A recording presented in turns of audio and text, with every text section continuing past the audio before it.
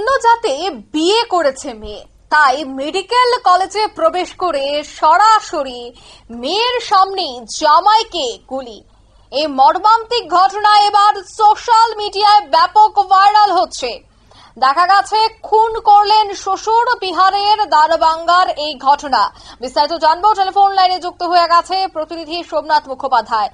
সোমনাথ, বিহারের দারভাঙ্গা থেকে যে হারহিম করা ঘটনা, যে অন্য জাতে বিয়ে করার ফলে মেডিকেল কলেজে ঢুকে মেয়ের সামনে জামাইকে গুলি করলো শ্বশুর, কি জানতে পারছো?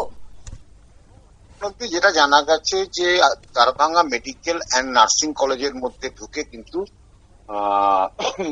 শ্বশুর মশাই জামাইকে গুলি করেছেন। মেয়ের বিরুদ্ধে অভিযোগ যে মেয়ে অন্য জাতের ছেলেকে বিয়ে করেছে এবং নিহত যে জামাই তার নাম রাহুল কুমার যাদব। এখন বিস্তারিত যতক্ষণ জানা গেছে যে দারভাঙ্গা মেডিকেল কলেজ হাসপাতালে কিন্তু বিএসসি নার্সিং পড়তো রাহুল, সেকেন্ড ইয়ারের পড়ুয়া ছিল সে। ওই কলেজের প্রথম বর্ষের ছাত্রী তনুপ্রিয়া, তারা ভালোবাসে 4 মাস আগে বিয়ে করে, কিন্তু এই বিয়ে একেবারেই মেনে নিয়েনি তনুর পরিবার।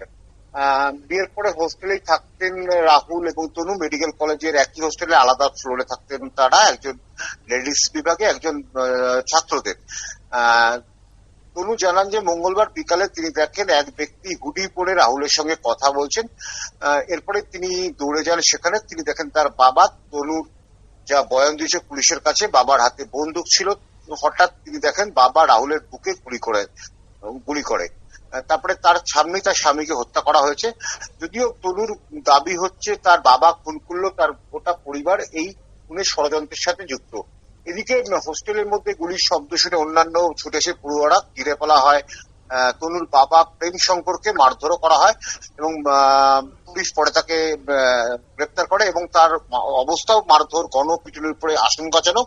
এই মুহূর্তে পাটনার একটি হাসপাতালে তিনি কিন্তু ভর্তি রয়েছেন এবং এই ঘটনা নিয়ে চাঞ্চল্য ছড়িয়েছে। আমরা জানি যে নভেম্বর মাসে কিন্তু যেহেতু বিহারের ভোট, তার আগে বিহারের একের পর এক ঘটনা সামনে আসায়, দুষ্কৃতি ঘটনা সামনে আসায় কিন্তু রাজনীতিতে মোড় নিতে শুরু করেছে। অঙ্কিতা, ধন্যবাদ। অর্থাৎ ইতিমধ্যে এই বিষয়টা নিয়ে কিন্তু রাজনৈতিক মোড় নিতে শুরু করেছে। তবে এই ঘটনা যথেষ্ট হারহিম করার মতো। অন্য জাতে বিয়ে করায় মেয়ের সামনেই জামাইকে গুলি করলো শ্বশুর। নিয়ে নিচ্ছে ছোট একটি বিজ্ঞাপন বিরতি, সঙ্গে থাকুন।